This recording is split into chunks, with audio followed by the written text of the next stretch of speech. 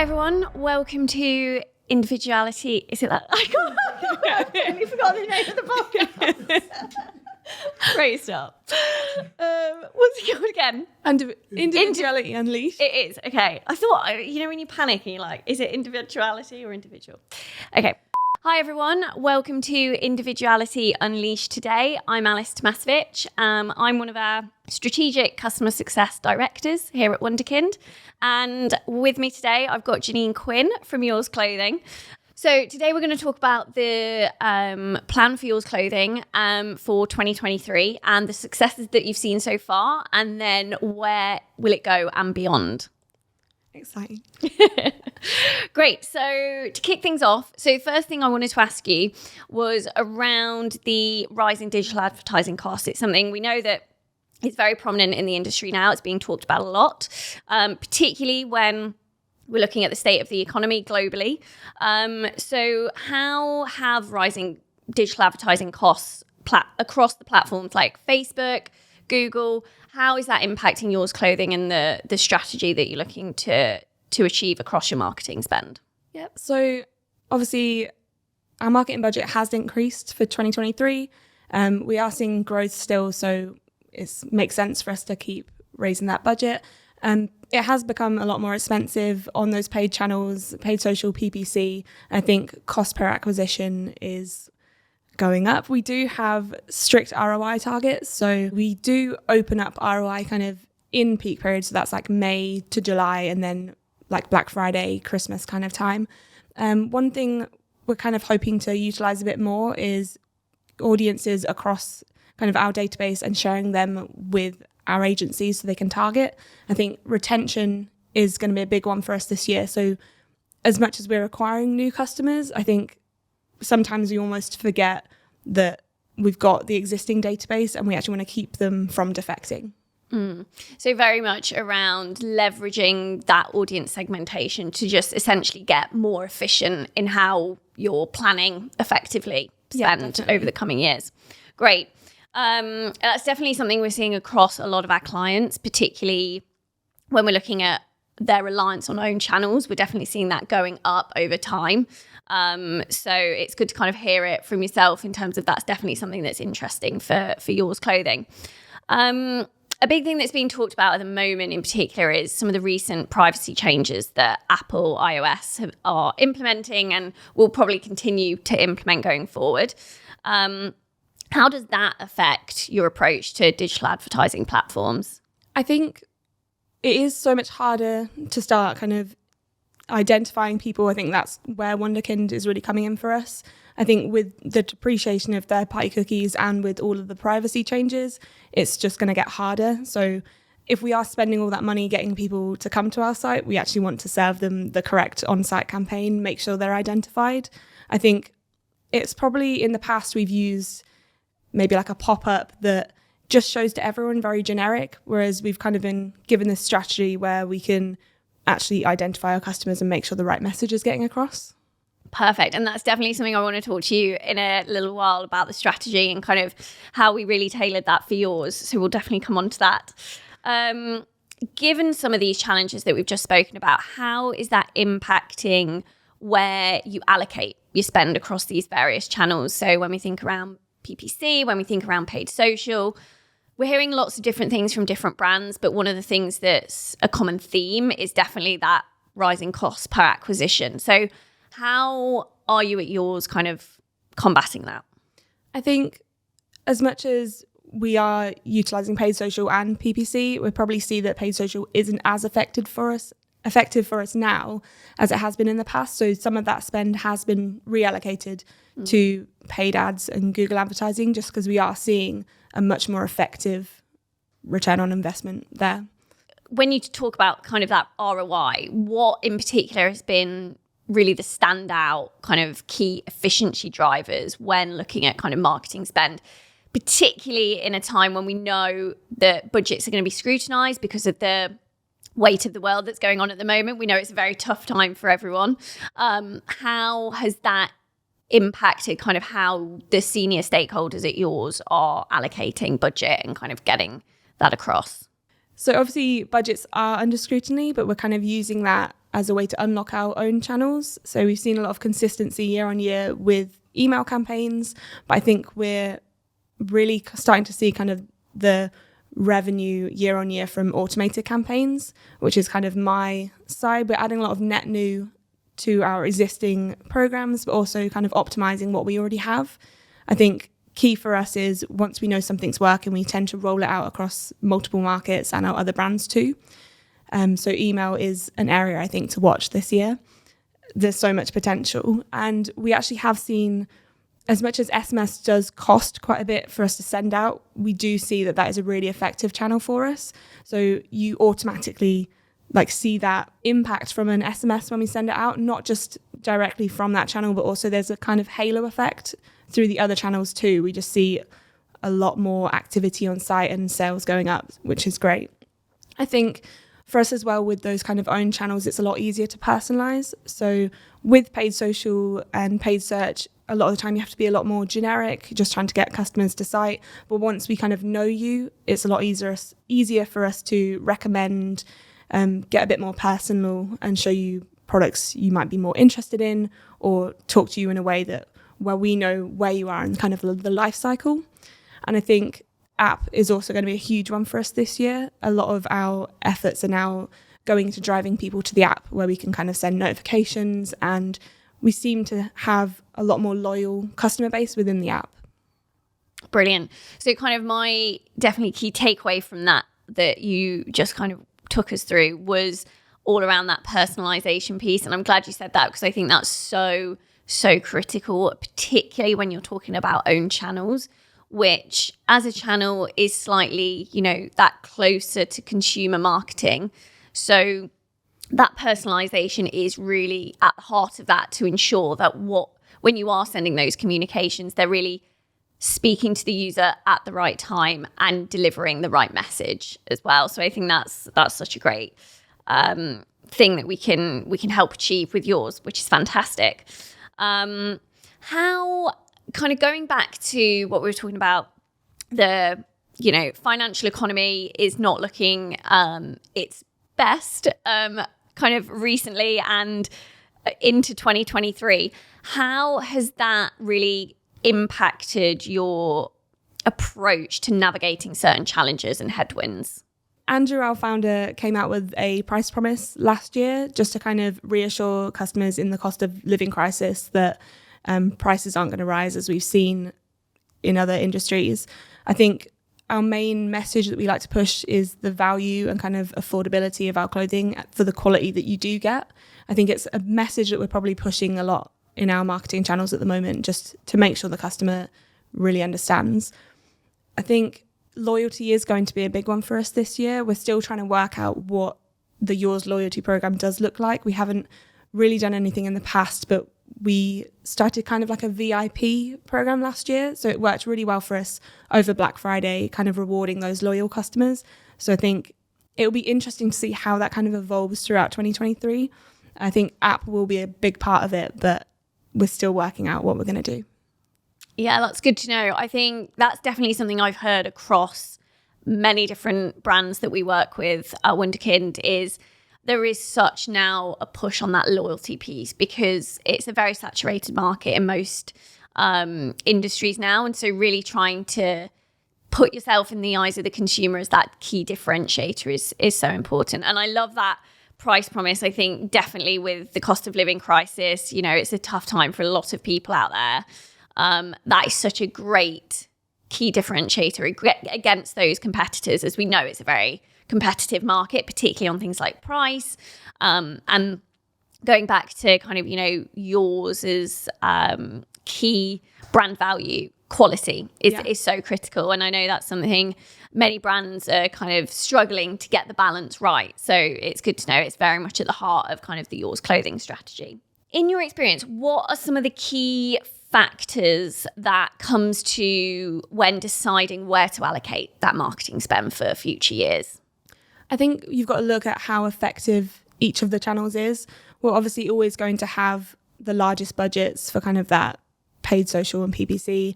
I think sometimes the other channels could get a little bit overlooked, but I think with significant investment in things like Wunderkind, for our email channel, I think it's going to be game changing. My next question is about the kind of how you're measuring that return on investment, because definitely in the industry, it's something everyone is so hot on in terms of making sure that any spend is going anywhere, particularly in times of a weaker economy, is so critical. So how do you adjust your budgets and marketing allocations throughout the year when you're then able to see that return on investment in real time? So I think similar to what I kind of said earlier, with the kind of peaks and troughs of the year, we do see that as soon as the sun comes out, our customer loves to buy. So I think who doesn't? Exactly. I'll be getting those holiday outfits. Exactly. So I think we kind of always monitoring spend. I think we work really closely with our paid agencies. I think they've got quite strict ROI targets. So we're always kind of monitoring that and making sure that we're not overspending. I think sometimes we will open up ROI and we can kind of justify it if it's around like a payday, something like that. But it's something that's, I guess, has a lot more eyes on it at the moment. So in your opinion, what do you think are the biggest challenges facing marketers and how would you overcome them? So for us, kind of the main focus is on bottom line revenue, what each channel's bringing in for the business. We don't have really set KPIs as such, which I think it's been a nice thing kind of working with Wunderkind, just because you guys have almost brought those in for us. So we've got a set amount of subscribers that we're going to capture and a set kind of ROI, which is all in that revenue guarantee. So I think it's been nice for kind of a third party to come in and set those goals for us, almost kind of saying what we could achieve, which in this case actually was probably more than we had expected. Absolutely. And it kind of goes back to that, I guess, revenue as a service. That's very much how Wunderkind, and we like to position it, because, you know, slightly differing from typical SaaS companies, which are just selling that software, we are there to deliver performance.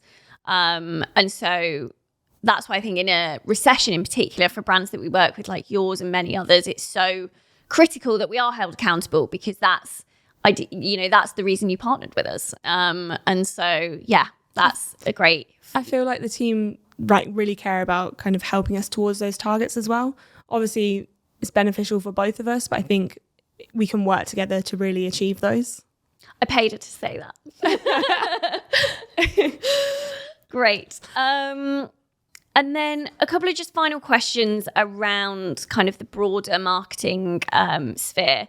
Obviously, for Yours Clothing, you've got many sister brands operating in many different markets. How do you kind of balance the localization versus personalization in an ever-changing consumer landscape? I think it's something that we're still working on. So I think in the past, we've been very UK focused and kind of maybe not given the international markets as much love as they might need. So we've got someone in the team kind of now only focusing on international. She's doing an amazing job, kind of tailoring that content to Germany or the Netherlands. We kind of looking at their calendars, seeing what events are important to them and kind of making sure we can not just follow the UK, which I think is what we've done in the past. I think for our other brands as well, something that works on Yours Clothing might not always work for our Long Tall Sally customer. They're completely different. So I think it's a case of kind of trial and error and testing. Sometimes you're not going to get it right, but I think it's a learning curve and we're trying to work out kind of what's best for each customer and each brand. Yeah, absolutely. Completely agree. And I think definitely being able to have that local knowledge, but still be able to take the efficiencies of being a big established brand in the UK is so critical. Yeah. So that's good to see that there's a kind of further investment going into those areas, which is great. Next, I want to come on to a little bit more specifically to Wunderkind and why we're chatting today. So I wanted to talk to you about specifically the overall kind of strategy that me and yourself worked very closely on, and how that kind of helps you, feel confident in Wunderkind and how we can deliver that performance for yours.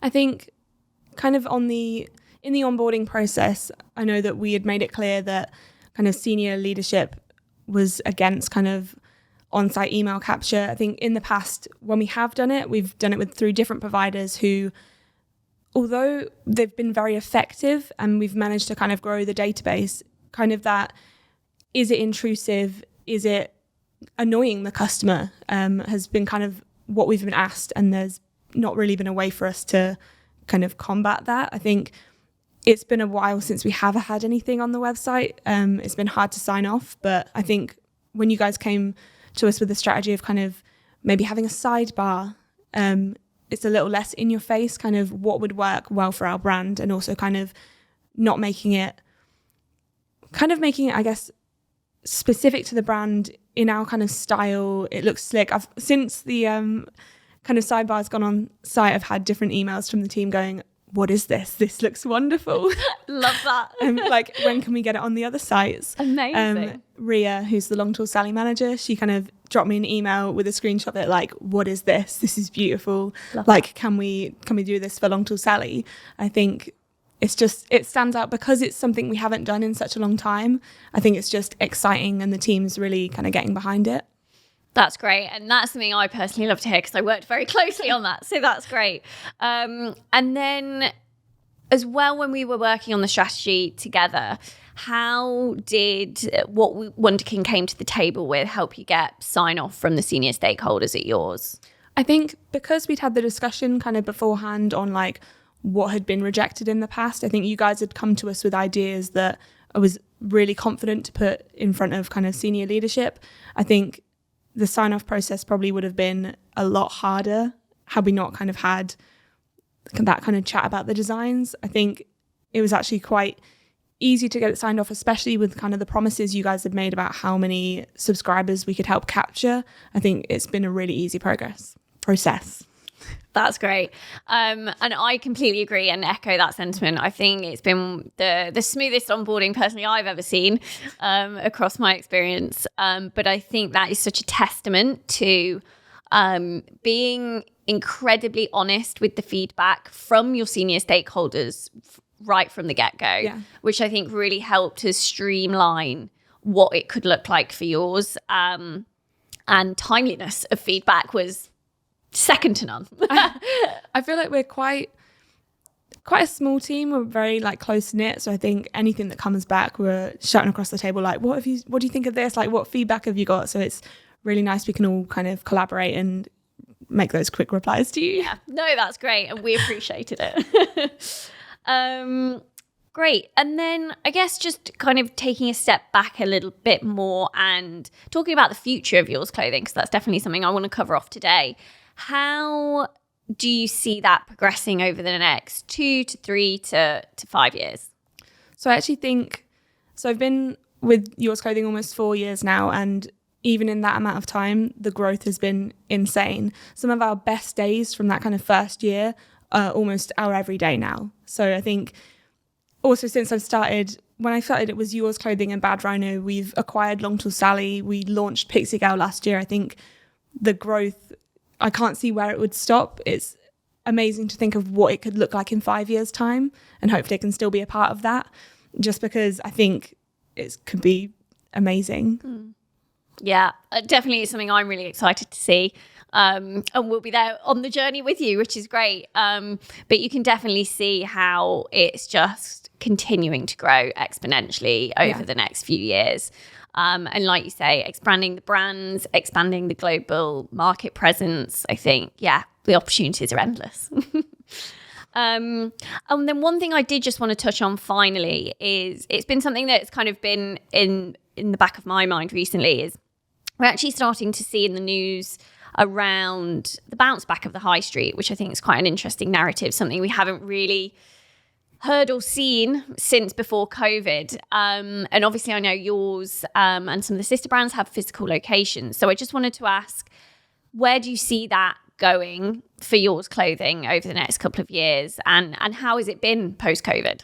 So I think during COVID, we saw the growth of our kind of e-commerce site.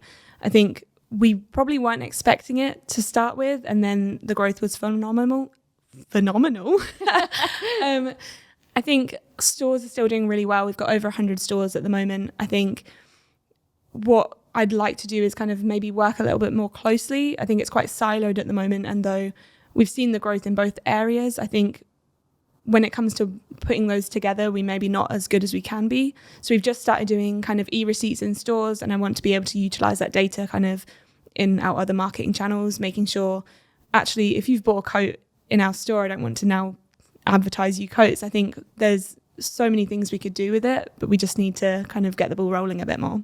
Yeah, I think that's something that definitely we're seeing in that digital transformation piece over the past few years, which has definitely accelerated post-COVID. And so really trying to bridge that gap between offline to online is so critical, and create that almost omnichannel experience. I think it's important as well to kind of know who our most valuable customers are. So I think we'll probably find that there are some people that are buying in store every month and who have maybe only had a couple of online sales, but we kind of maybe don't target them as much because we actually can't see that side of it. So I think that could be a really interesting kind of way to look at our customer base. Yeah, absolutely. So really just maximizing that lifetime value of those kind of really core Yours Clothing customers. Absolutely.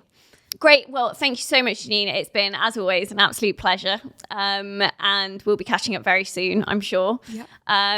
But also, for the listeners out there, you can also catch Janine's fantastic impact story at wunderkind.co. And I'll sign off from now and say that's been another episode of Individuality Unleashed. Take care.